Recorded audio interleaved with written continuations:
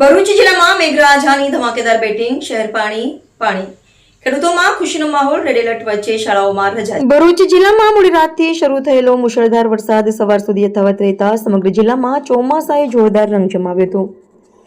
ભરૂચ શહેર સહિત અંકલેશ્વર, વાગરા, જંબુસર, આમોદ, ઝઘડિયા, નેત્રંગ અને હાંસોડ તાલુકામાં સારો વરસાદ નોંધાતા અનેક વિસ્તારોમાં પાણી ભરાઈ જવાની સ્થિતિ સર્જાઈ હતી.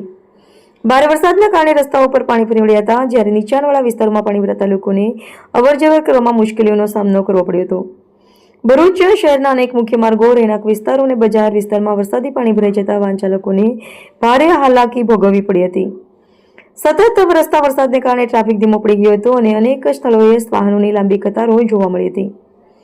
જિલ્લામાં ભારે વરસાદને પગલે હવામાન વિભાગ દ્વારા રેડ એલર્ટ જાહેર કરવામાં આવ્યું હતું. પરિસ્થિતિને ધ્યાનમાં રાખી જિલ્લા શિક્ષણ અધિકારી દ્વારા સાવચેતીના ભાગરૂપે જિલ્લાના તમામ સરકારી, અનુદાનિત તેમજ ખાનગી શાળાઓમાં 1 દિવસની રજા જાહેર કરવામાં આવી હતી. વિદ્યાર્થીઓની સુરક્ષાને પ્રથમ પ્રાથમિકતા આપતા નિર્ણય લેવામાં આવ્યો હતો. જિલ્લા વહીવટીતંત્ર, નગરપાલિકા અને વિવિધ સ્થાનિક સ્વરાજ્યની સંસ્થાઓને એલર્ટ મોડ પર રાખવામાં આવી હતી.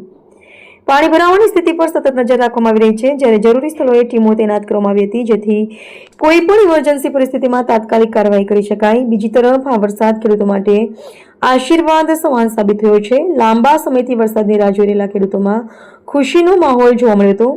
ડાંગર, કપાસ, મકાઈ સહિતના ખરીફ પાક માટે આ વરસાદ લાભદાયી માનવામાં આવી રહ્યો છે. ખેતરોમાં પાણી પહોંચતા વાવણી અને પાકના વિકાસ માટે અનુકૂળ પરિસ્થિતિ સર્જાય છે.